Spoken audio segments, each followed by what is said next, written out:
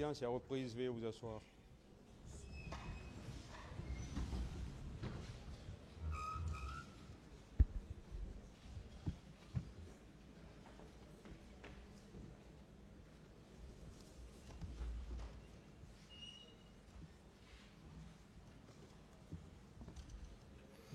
Ministère public contre M. C.C. Raphaël Abba et plusieurs autres. M. Mangan Sidibé, venez s'il vous plaît.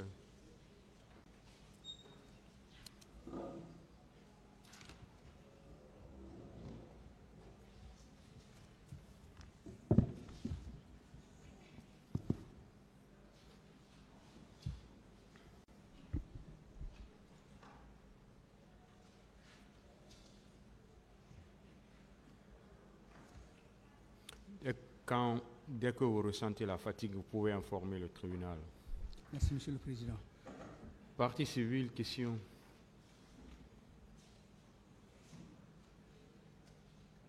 Merci, Monsieur le Président. Honorable assesseur, je vais poser quelques questions à Monsieur Mangan Sidibé. Pour commencer, Monsieur Mangan, vous avez écouté la défense parlant de doute. Moi, je crois foncièrement à tout ce que vous avez dit à cette barre. Je commence par ça. Et aussi de déontologie. Est-ce que dans votre travail de journaliste, au moment des faits, quand vous avez rendu compte, vous avez fait cette alerte-là, est-ce que vous avez respecté la déontologie qui commande une telle activité? Bien sûr, Monsieur Maître. Dites-moi, est-ce que c'était votre première fois de faire des investigations dans ce pays? Pas du tout. Alors, qu'est-ce qui vous a permis d'aller jusqu'à figurer sur le personnel qui a accompagné le président Bongo? N'est-ce pas par votre professionnalisme? Bien entendu, Maître. Très bien. Alors, parlant justement de ces faits d'investigation, est-ce que dans le cadre, le critère de fiabilité, quand vous êtes face à une investigation par exemple, des faits sont portés à votre connaissance, le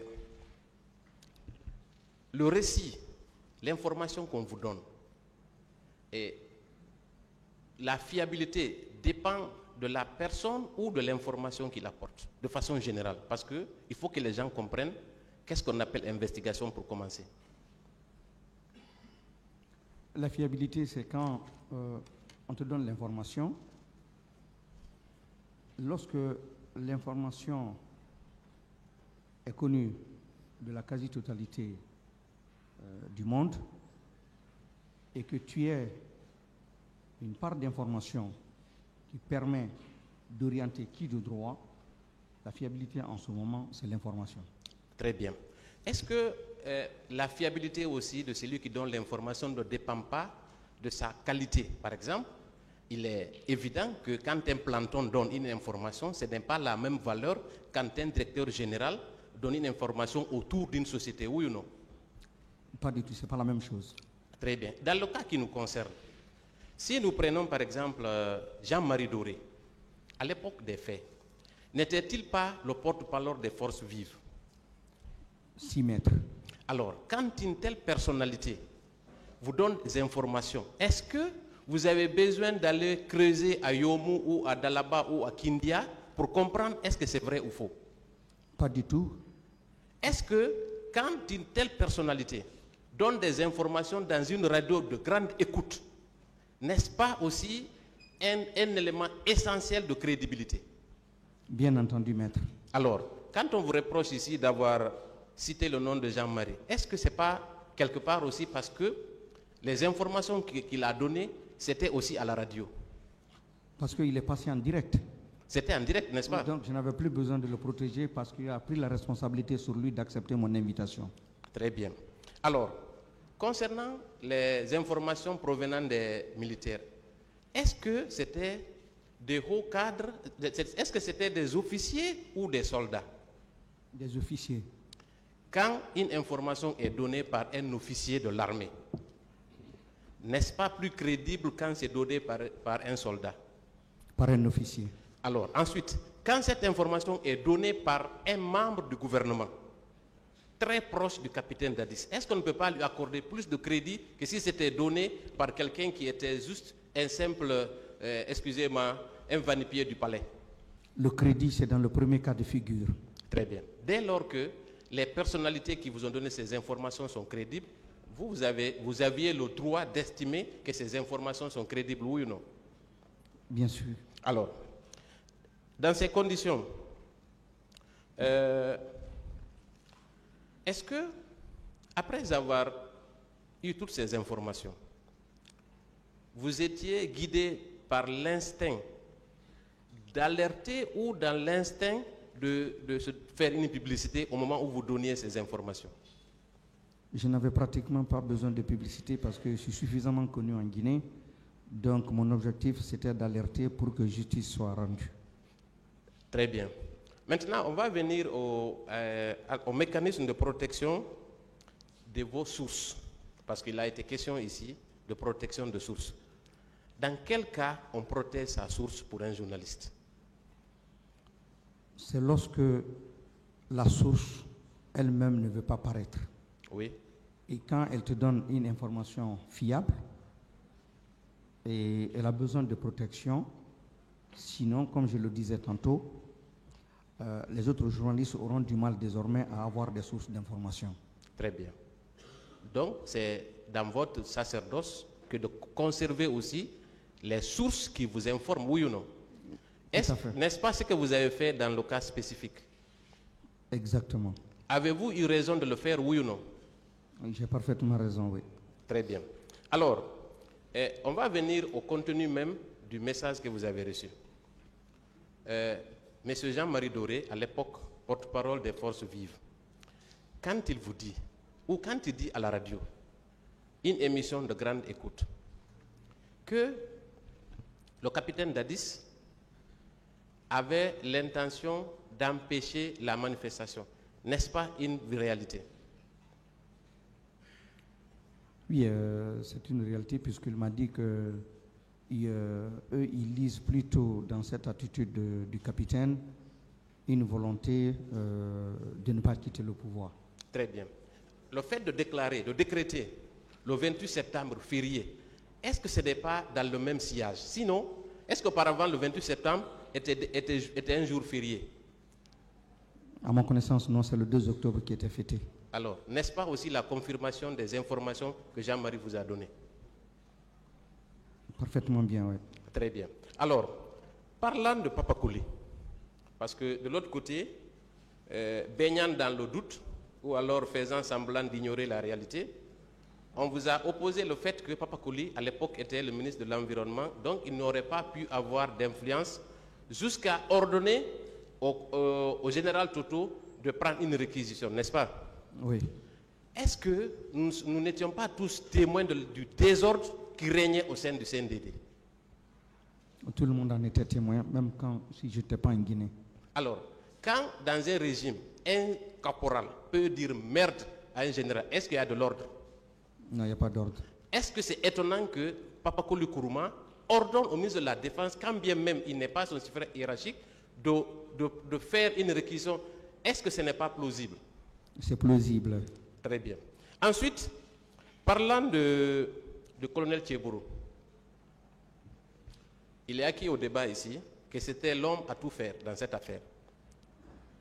Du début jusqu'à la fin, il a participé à tout. Ça, c'est connu. Maintenant, le concernant, quand comment on appelle ça, monsieur Jean-Marie Doré vous informe que lui, il était opposé à la manifestation et qu'il était dans la dynamique de répression, n'est-ce pas aussi quelque chose qui est vérifiable? C'est bien vérifiable puisqu'il est déjà dans le box des accusés. Très bien. Est-ce que dans ces conditions, si d'autres témoins ou d'autres victimes confirment qu'effectivement, M. Tchebourou Camara était l'un des maillons forts de cette répression, est-ce que c'est quelque chose qui est étrange à vos yeux? Pas du tout. Alors, ensuite, parlant du colonel Diaby, il est acquis au débat qu'au moment des faits, il a asséné des coups aux blessés qui étaient couchés aux urgences. Cela a été dit ici. Est-ce que vous l'avez appris? Je l'ai appris à travers le procès. Alors, quand vos sources au camp Samori vous informent que le même colonel a craché sur des cadavres, est-ce que c'est étonnant? Ce n'est pas étonnant. Alors, de qui se moque-t-on dans cette affaire? Est-ce que les propos que vous avez rapportés viennent de vous? Ou alors c'est des propos c'est des informations qui ont été portées à votre connaissance? Ce sont des informations qui ont été portées à ma connaissance. Est-ce que le fait de rapporter ces informations aussi à cette barre n'était pas une obligation pour vous? C'était bien sûr une obligation Très bien. À la fois morale et patriotique. Alors, est-ce que finalement, en âme et conscience, vous êtes devant le peuple de Guinée? Est-ce que vous avez rapporté fidèlement tout ce qu'on vous a dit par rapport à ces faits? On ne peut pas intégralement rapporter les choses qu'on dit à un journaliste. Il prend dedans l'essentiel. Très bien. Mais je n'ai rien inventé par rapport à ce que j'ai dit. Très bien. Vous n'avez rien inventé, vous avez rapporté ce qu'on vous a dit, n'est-ce pas? Exactement. Alors, aviez-vous une quelconque raison d'inventer ces faits? Je n'ai aucune raison de le faire. D'accord. Et depuis que vous avez fait cette vidéo avec Fama Kanté, est-ce qu'une seule fois, vous avez été démenti par une quelconque personne indexée dans ce procès? Je n'en ai pas connaissance. Une plainte a été déposée contre vous pour ces propos? Pas du tout, jusqu'à présent. Alors, est-ce que vous confirmez que toutes ces informations, avec le recul, à l'époque, vous avez fait état d'avoir fait un lanceur d'alerte, vous étiez un lanceur d'alerte. Aujourd'hui, quelques années plus tard, est-ce que vous croyez exactement à tout ce qu'on vous a dit par rapport à cette affaire?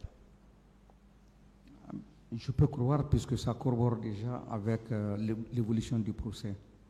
Maintenant, pour terminer, est-ce que les 2 camions dont vous parlez, est-ce que ceux qui vous ont informé ont confirmé que ces camions-là, que les corps-là ont été enfuis à Faban?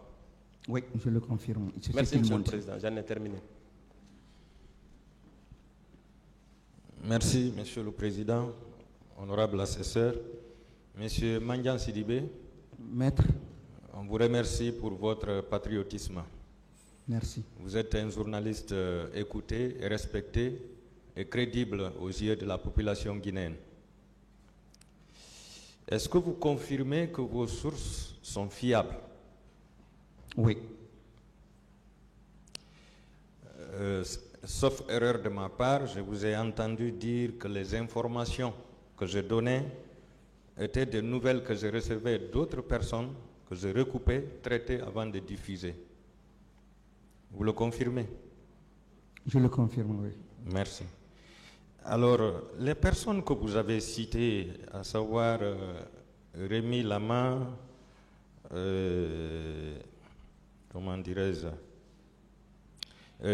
Cheikh Sidi Adjabati et Edouard Théa, est-ce que l'une des personnes a fait une déclaration dans les médias pour contester ce que vous avez dit?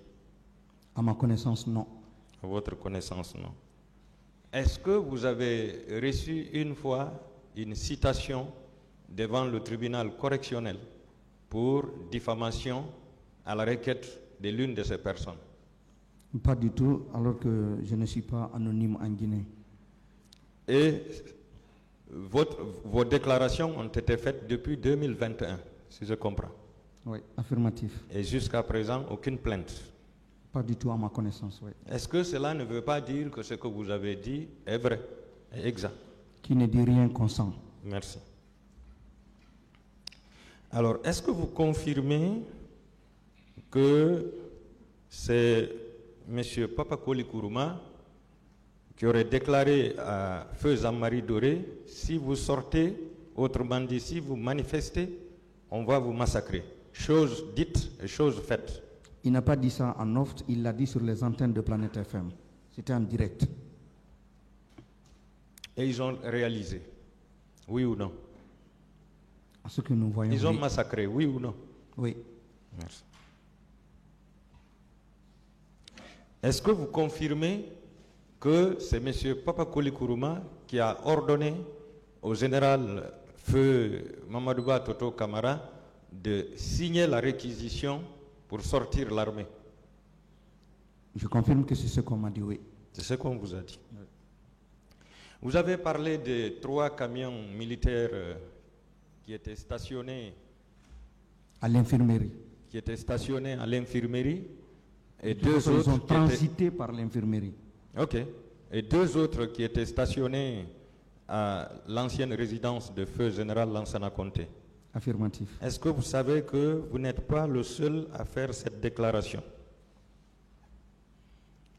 Avec la permission du tribunal, je vais vous lire la déclaration de Feu Général Mamadouba Toto Kamara.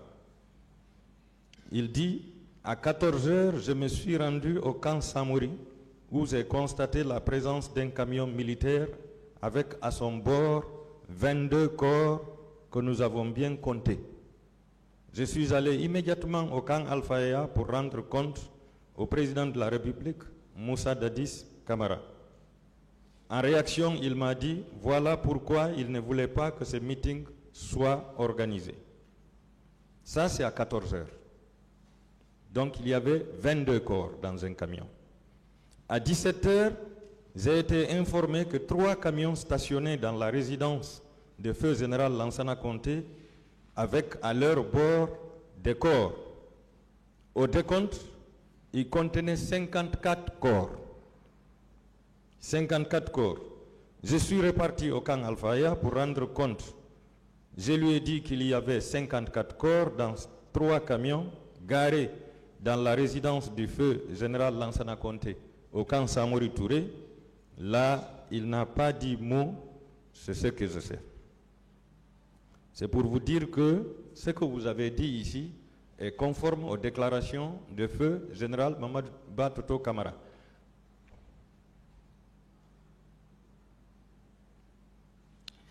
Alors, est-ce que vous confirmez que effectivement les sieurs Rémi Lama, Edouard Théa et Cheikh Sidia Diabati, ce sont eux qui ont géré les corps qui étaient dans les 2 camions privés? Ce qui m'a été rapporté, oui. C'est ce qui vous a été rapporté. Est-ce que ces 3 responsables ne devraient pas être ici pour nous dire là où se trouvent ces corps? Logiquement. Logiquement. Selon vous, où se trouveraient les 2 autres fosses communes?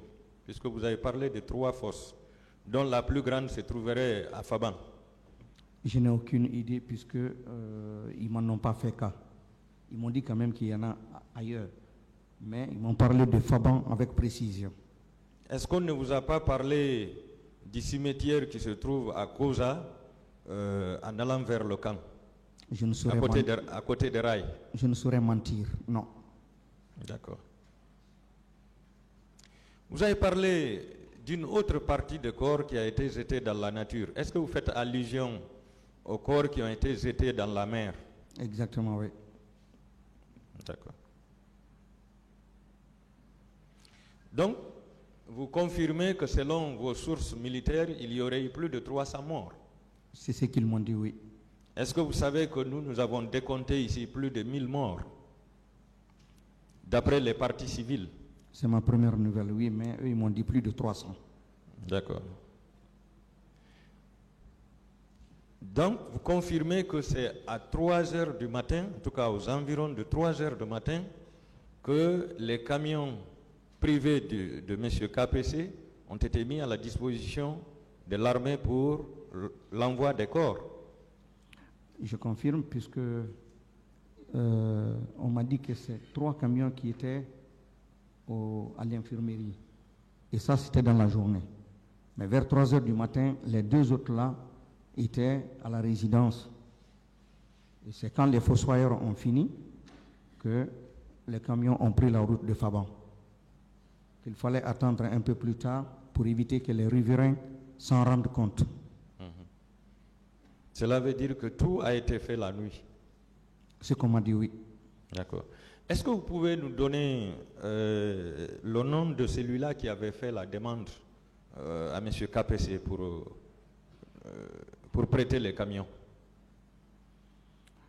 Selon ce qui m'a été dit, semble-t-il que c'est le Tibou Kamara qui a contacté Général Sekouba pour lui dire que Dadis lui aurait demandé, parce qu'il est ami à KPC, de lui prêter ses camions. Et je crois que c'est le général Sekouba qui est rentré en contact avec KPC pour lui demander de donner ses camions. Et en ce moment, le général Konaté savait ce qui s'est passé. Oui, puisque c'était dans la nuit du 28 au 29, je suppose. Oui, ben, tout le monde savait déjà ce qui s'est passé quand même. D'accord.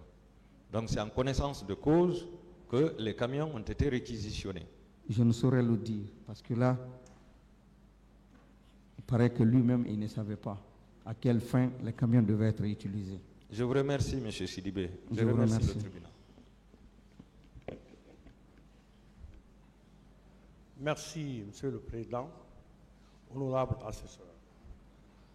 Monsieur Mandian Sidibé, Maître, à la question d'un des confrères de la défense, pour vous dire, est-ce que au moment où vous donnez des informations, vous étiez journaliste, vous avez répondu que vous restez et vous demeurez journaliste. oui, Donc, si vous restez, demeurez journaliste, cela veut dire que si vous avez des informations, vous les donnez. oui, maître. Les informations que vous avez reçues, c'est des informations qui ont été données par des personnes crédibles, n'est-ce pas? À ma connaissance, oui. Voilà. Quand vous avez reçu les informations, vous les avez vérifiées à votre niveau avant de les balancer? C'est ce que je viens de dire, que lorsqu'on estime que l'information ou le renseignement vient d'une personne qu'on juge crédible et qu'on estime qu'il n'y a pas une source plus fiable au-delà de celle-là, on peut la relayer. Si c'est le renseignement, on peut le relayer, mais tout en précisant que c'est selon des sources. D'accord. Moi, vous savez que le témoignage en matière criminelle correctionnelle est une preuve. Vous le savez? Oui, Si vous êtes venu témoigner, c'est un moyen de preuve en matière criminelle. C'est pourquoi vous êtes là. Vous le savez? oui, maître. Voilà. Et il y a même un article qui parle de cela, l'article 497 du Code de procédure pénale qui dispose qu'en matière pénale, sauf si la loi en dispose autrement, les preuves peuvent être établies par tout moyen et le juge décide selon son intime conviction. Et le juge ne peut fonder sa décision que sur des preuves discutées, contradictoirement débattues devant lui. Vous le savez. Ce que je viens de vous dire, c'est ça. Vous le savez, non? Ah oui, maître. Voilà. Vous avez parlé de la réquisition.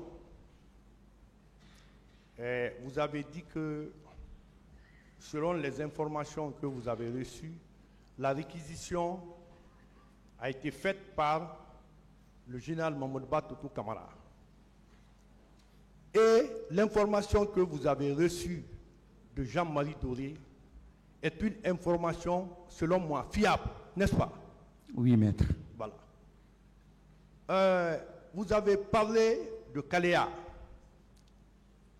que selon les informations que vous avez reçues, les recrues de Kaléa étaient venus au stade pour massacrer. Vous le confirmez? Je le confirme. Voilà. Vous avez parlé de la gestion des corps, c'est-à-dire les corps. On vous a posé la question, on a parlé du professeur Hassan Ba. effectivement, le procès Hassan Ba a confirmé devant le tribunal qu'il y a eu des disparus, des corps manquants. Et vous avez dit qu'on a caché les corps pour minimiser le massacre, n'est-ce pas? Oui, je l'ai dit il y a 2 ans. Donc, aujourd'hui, si le tribunal ordonne un transport judiciaire, vous êtes prêt à accompagner le tribunal pour montrer où se trouvent ces fosses communes à Faban? Je suis prêt à accompagner, mais pas pour montrer parce que je ne connais pas l'endroit exact. D'accord. Vous avez parlé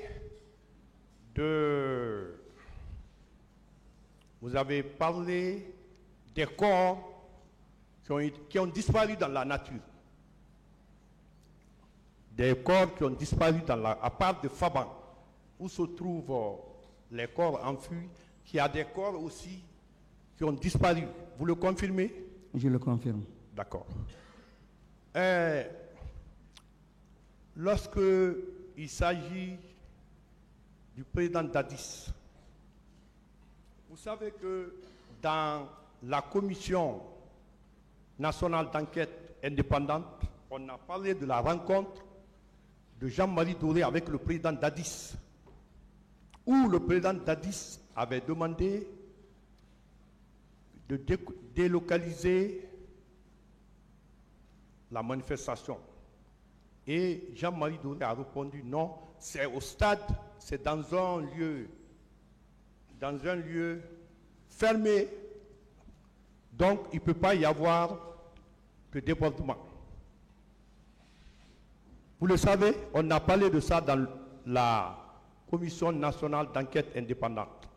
Le rapport, vous le savez? Oui. Voilà. Monsieur Mandiang, si vous avez passé un temps au Gabon et qu'on vous a filé des informations, c'est parce qu'on a confiance à vous, n'est-ce pas? Oui. Voilà. Est-ce que si vous n'avez pas des informations fiables, vous pouvez vous permettre de venir devant ce tribunal, devant l'auguste tribunal criminel pour donner des informations? Non, maître. Ok. Merci, Monsieur le Président. Je vous remercie. Merci, Monsieur le Président. Merci, Messieurs les assesseurs. Monsieur Mandiang Sidibé. Maître. De l'autre côté, on vous accuse du refus de donner l'identité de vos sources. Or, vous parlez de la protection de vos sources. Quelle différence faites-vous entre les deux propos? D'un côté, on vous accuse que c'est un refus de divulguer l'identité de vos sources. De l'autre côté, vous dites que plutôt c'est la protection. Quelle différence faites-vous entre les deux propos? Moi, je parle de protection. C'est ce que la loi me concède. Et je sais que si je n'ai pas protégé Jean-Marie, parce qu'il a fait les déclarations à visage découvert et sur les antennes de Planète FM dans une émission de grande écoute. Donc, je n'avais pas besoin d'occulter son nom ici. Les autres, ils l'ont fait en toute confidentialité et à ce moment-là, je me dois de les protéger. Bien. Quelque part, nous, en tant que victimes, on a besoin de toucher du doigt ces fosses communes.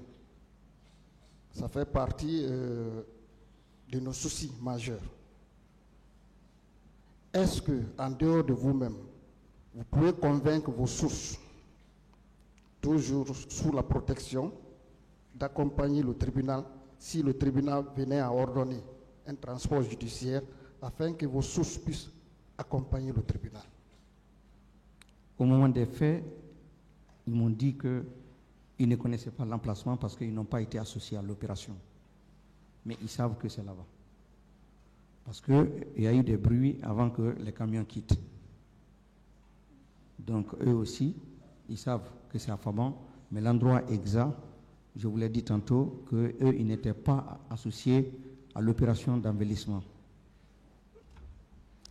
Ce qui signifie que, en réalité, vos sources également ont été informées à partir d'autres sources. Du camp. Leurs camarades qui ont participé à l'opération. Bien. Quand même, on peut nous indiquer si le tribunal vraiment ordonne le transport judiciaire là où étaient stationnés les véhicules, ces camions. Moi, je ne peux pas le savoir, je ne peux pas la mettre. Bien. Peut-être une dernière question. Vous avez parlé concernant Ablé Chérif Diaby, pardon, hein, Ablé Chérif Diaby, qui aurait craché sur les corps. N'est-ce pas? C'est ce qui m'a été rapporté, oui, par des militaires et qui étaient présents au camp au moment des faits. Bien. Il y a eu des victimes qui ont défilé à la barre ici, qui ont subi des coups ou même des injures de la part de Ablé Chérif Diallo. Est-ce que lorsque ces sources vous disent que ce dernier a craché sur les morts, cela est étonnant dès lors qu'il a eu affaire aux vivants sans pitié? Ça corrobore. Je vous remercie, Monsieur le Président. Merci, Monsieur le Président, Messieurs les assesseurs. Monsieur Sidibé, c'est un grand journaliste que j'ai connu. J'ai fait des émissions au niveau de votre radio Planète. Mais je voudrais vous poser quand même des questions parce que l'opinion nationale et internationale nous suivent. Je voudrais vous demander, est-ce que vous savez que vous êtes là, pas en qualité de journaliste, mais en qualité de témoin? Oui, maître. Très bien. Et est-ce que vous êtes d'accord avec moi que les forces de Faban, ce n'est pas aujourd'hui qu'on a commencé à apprendre ça, c'est depuis 2010. Nous avons ces informations. Donc ces forces, pour nous, ce n'est pas un élément nouveau. Maintenant, protégez vos sources. Est-ce que vous pouvez confirmer quand même, parmi ces sources-là, il y a des personnalités de l'armée? Bien sûr. Très bien. Est-ce que vous pouvez nous rapprocher un peu de ces sources en indiquant les camps? C'est-à-dire, est-ce que c'est au camp Alpha Yaya, c'est au camp Samori, c'est au camp Kundara, c'est à telle unité? Est-ce que vous pouvez nous dire, ne serait-ce que cela?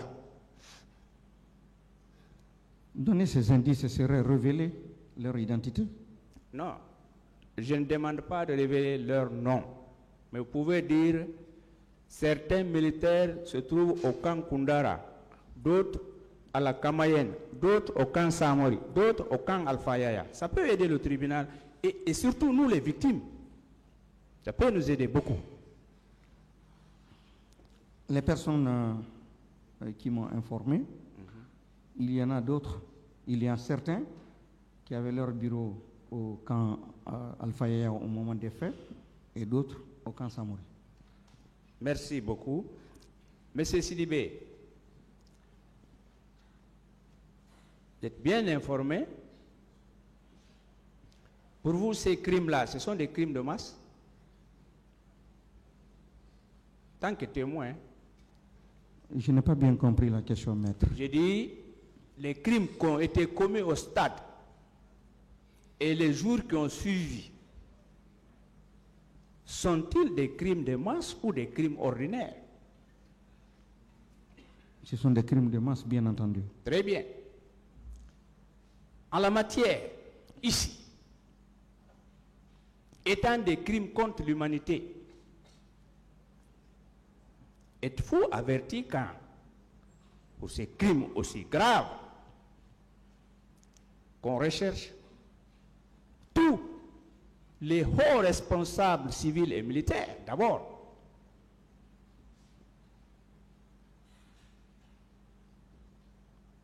Bien sûr, maître. Très bien. Alors, est-ce que, comme vous êtes venu en tant que patriote, comme d'autres aussi, pensez-vous que les seuls présumés auteurs ou responsables de ces crimes-là, ce sont les 11 là, en toute honnêteté? Comme je le disais, ça c'est presque un secret de polichinelle parce que avec l'ampleur du massacre, on peut estimer qu'il y avait plusieurs personnes. Donc, on peut estimer qu'il y a des hauts responsables qui ont géré notre pays à un moment donné, qui devraient être là, comme vous l'avez dit concernant le général Théa et le colonel Rémi Lama, le médecin, n'est-ce pas? Il y a d'autres qui doivent s'ajouter à ceux-ci-là pour répondre. Si leur position à l'époque l'exige, oui. Je vous remercie. Merci, Monsieur le Président. Merci, Monsieur le Président, Messieurs les assesseurs. Monsieur Sidibé, Maître, vos sources vous ont donné des renseignements utiles sur les massacres, le jour des massacres du 28 septembre. Est-ce que ces mêmes sources vous ont également fourni des renseignements relatifs aux préparatifs de ces mêmes massacres? non, on n'en a pas parlé. Dans certaines vidéos, on a eu vent d'une filière angolaise et autres, une filière angolaise et autres nationalités, quant aux préparatifs des milices de Kalea. Est-ce que vous pouvez fournir d'amples renseignements au tribunal à propos? Dans mes vidéos, je n'ai pas dit qu'on a évoqué les préparatifs. Mais ce qu'on m'a dit, et avec beaucoup de fermeté, c'est que ce sont les recrues de Kalea qui ont perpétré ce massacre. Même s'il y en a d'autres, mais en tout cas, ils étaient les plus nombreux. Ils ne vous ont pas informé ou renseigné sur les responsables de la préparation, de l'encadrement, de l'armement de ces personnes-là, de ces milices-là? Non, on ne m'a pas informé, tout simplement, on m'a dit que c'était des anciens rebelles et que là-dedans, il y a des étrangers, qui n'étaient pas tous des Guinéens. Il y a une question aussi lancinante, puisque vous avez reçu quand même des renseignements très utiles et précis. Est-ce que vos sources aussi vous ont indiqué le nombre exact des corps? Non, pas du tout. Ils ont dit que c'était plus de 300. Merci. Que ce qui a été présenté ne représente qu'une infime partie. Monsieur Sidibé, je vous remercie. Merci, Monsieur le Président. Merci, Monsieur le Président, Messieurs les assesseurs. Monsieur Sidibé, Maître, je voudrais d'abord vous dire grand merci de votre patriotisme. Vous faites une fierté nationale. merci, Maître. Bien. De l'autre côté, on vous harcèle, on vous accuse de ne pas pouvoir se présenter devant un juge d'instruction. Dites-moi, Monsieur Sidibé, de la commission de ce massacre jusqu'au 3 décembre, date de déclin du CNDD, du régime du CNDD, il n'y avait-il pas un gouvernement? De la commission des infractions du massacre au 28 septembre jusqu'au 3 décembre, il y a eu au moins 3 mois. Pendant ces 3 mois, il n'y avait pas un gouvernement en Guinée? Si, Maître, il y avait un gouvernement. Très bien. Au sein de ce gouvernement, il n'y avait-il pas un ministre de la Justice? À ma connaissance, oui. Oui. Il y en avait. Y avait-il pas un procureur de la République? Si, oui. Maître. Oui, Procureur général? Oui. oui, Maître. Alors, est-ce qu'il vous revenait à vous, citoyens, guinéens, journalistes, de rechercher un juge d'instruction et de se présenter devant lui fournir des informations, ou bien revenez à son ministre de la Justice, de discuter en Conseil des ministres de la nécessité de tenir un procès. Il revenait au ministre, non? Il revenait aux autorités. Aux autorités compétentes. Aujourd'hui, il y a la tenue de ce procès, parce que les autorités actuelles le veulent, non? Exactement bien, il y a une volonté Il politique. y a une volonté politique, pas volonté individuelle d'un citoyen lambda, mais volonté d'un gouvernement, volonté politique, n'est-ce pas? C'est la volonté politique de l'actuel gouvernement, oui. Voilà qu'on ne vous en veut pas pour ne rien. À l'époque, le pays était commandé, dirigé par un gouvernement, à la tête duquel un chef de l'État, à l'occurrence le capitaine Moussa Dadis, n'est-ce pas? Oui, maître. Est-ce qu'ils ont organisé le procès? Non, maître, c'est ce qui m'a choqué Pas du tout. et qui m'a poussé à faire des sorties. Voilà. Mieux que ça. 11 ans, le régime du professeur Alpha Condé. Est-ce qu'il a eu la tenue de ce procès? Non, maître. Non. Il a fallu la volonté de ces nouvelles autorités, n'est-ce pas? Oui, maître. Donc, il vous ne prévenez aucunement la volonté de tenir ce procès en tant que M. Mandiang Sidibé, n'est-ce pas? Oui, maître. Alors, de là, on ne devrait pas du tout vous poser la question pourquoi vous n'étiez pas présenté devant un juge d'instruction. Ceci dit, M. Mandiang, Maître. vous étiez là quand le capitaine et ses proches ont pris le pouvoir? Non, maître, j'étais au Gabon. J'étais au Gabon. Ok. Vous avez quand même entendu, comme tous les autres Guinéens, par le président Dadis dire que s'il veut, il ne se présente pas. Mais s'il veut, il se présente. N'est-ce pas? Oui, maître. D'après vous, tout n'est pas parti de là? S'il n'avait pas la volonté de s'éterniser au pouvoir, est-ce qu'il allait avoir les événements du 28 septembre? En faisant le pont entre la déclaration et les faits, Oui. on peut aboutir à cette conclusion. On peut facilement aboutir à cette conclusion, n'est-ce pas? Oui, maître. Très bien. Est-ce que s'il n'y avait pas eu le carnage au 28 septembre, est-ce qu'il allait avoir ce procès? Non, maître. Et alors, qu'on ne s'en prenne pas à vous, vous qui n'avez fait que votre travail en tant que journaliste. Vous avez reçu des nouvelles, des informations, vous les avez divulguées, vous les avez mises à la disposition du public. C'était ça votre travail, non? Oui, maître. Très bien.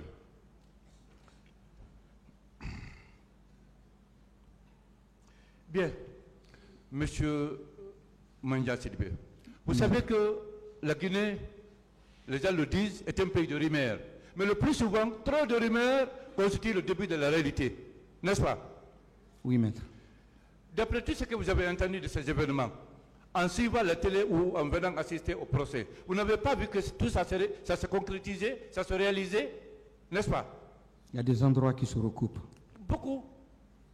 En entendant les victimes se défiler ici, tout ce qu'on a appris dans les zones dit, ça s'est réalisé, ça s'est matérialisé, n'est-ce pas?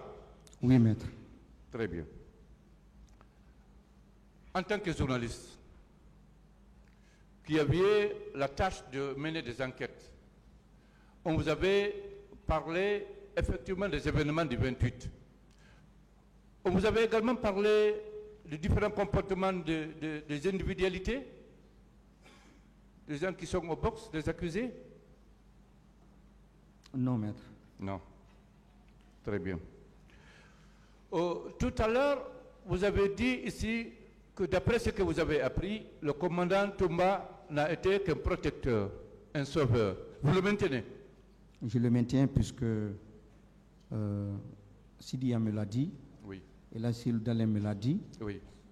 et Jean-Marie Doré l'a dit sur les antennes. Oui. Voilà. Alors, ça s'est confirmé par la déclaration de l'ensemble de témoins qui ont défilé ici. Oui. D'accord? Oui. Donc ça veut dire que les rumeurs là deviennent une réalité en Guinée. D'accord? Bien.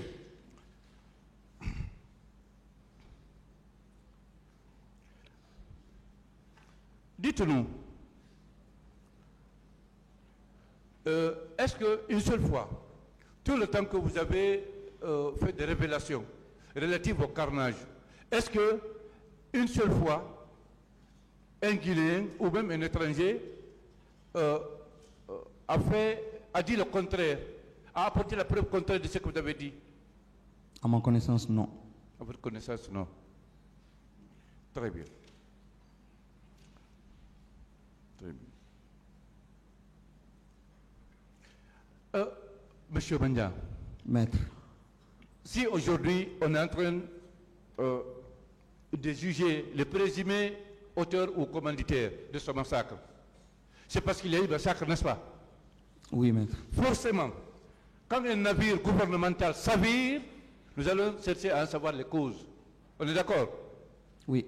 Si, jusqu'à maintenant, il avait organisé les élections et les passé aux civils, est-ce qu'il allait avoir le carnage? Est-ce qu'il allait avoir ce procès? Maître, avec tout le respect que je vous dois, je ne voudrais pas répondre à cette question. Merci. Bien.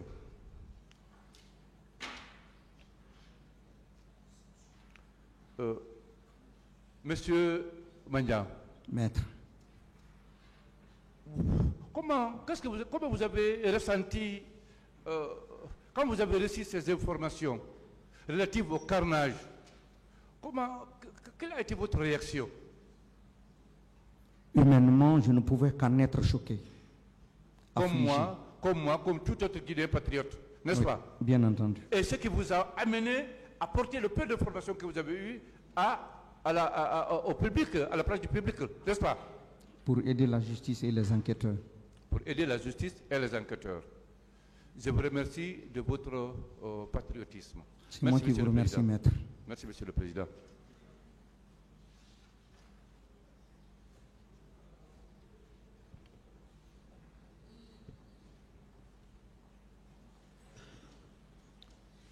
Merci, Monsieur le Président, Messieurs les assesseurs. Monsieur Sidibé, Maître, on vous a parlé de spéculation par rapport à vos sources, ici, depuis ce matin. oui. Vous êtes journaliste, vous suivez certainement les informations. Vous avez vu que le lendemain du 28 septembre, RFI, qui est une radio internationale, a fait parler une source anonyme qui disait être un militaire. Je ne sais pas si vous vous en rappelez. Bon, je n'ai pas souvenance. Vous n'avez pas souvenance. Oui, Maître. Ok, cette source militaire a parlé anonymement et les médias, enfin, il y a eu beaucoup de critiques par rapport au fait que ce soit une radio internationale qui fasse passer une source anonyme.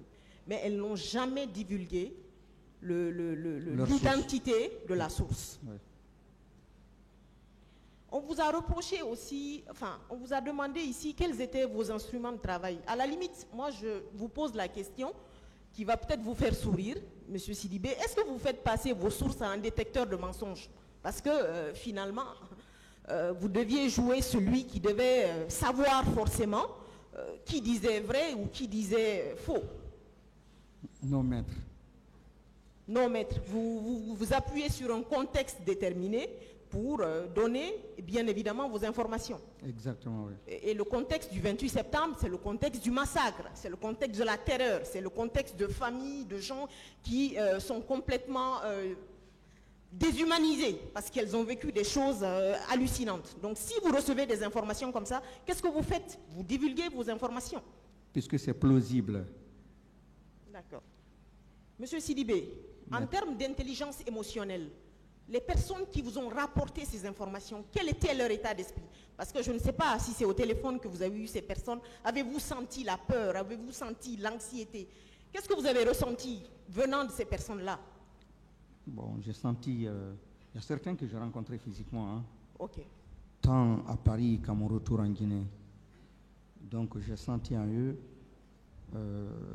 une affliction. Pouvez-vous vous déplacer pour aller discuter, s'il vous plaît? J'ai senti chez eux une affliction et puis de l'amertume. Et c'est ce qui les poussait parce que eux, ils craignaient pour leur vie et leur poste. Donc ils ont estimé que depuis 1996, j'exerce le journalisme d'investigation, mais jamais, je n'ai jamais divulgué mes sources. Donc ils ont eu le courage de se confier à moi. Ok, c'était un sentiment qui me semble normal De après ces frustration, horreurs. d'affliction. Oui. Oui. Et vous, on vous reproche de n'avoir pas recoupé les informations. Et les personnes qui vous ont donné ces informations ont quand même avait des raisons d'avoir peur. Je ne sais pas si, oui, avait des raisons d'avoir peur et de garder ces informations par devers elle. Exactement, oui. Parce qu'il s'agissait quand même d'un massacre de plus de 157 Guinéens. Oui. Il s'agissait également d'un contexte de dissimulation de preuves, de dissimulation de recel de cadavres. Donc, c'était assez légitime de se calfeutrer dans la peur. Parce que, évidemment, on était dans un contexte de peur. Bien évidemment, maître. Okay. Je vous remercie, Monsieur le Président, Messieurs les assesseurs. Je crois que la partie civile n'a plus de questions.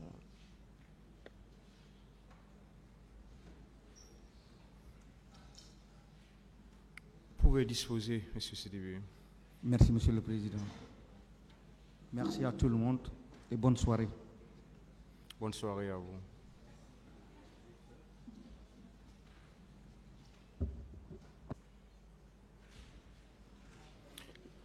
Le tribunal renvoie cette affaire au 31 janvier 2024 pour la suite des débats. L'audience est levée.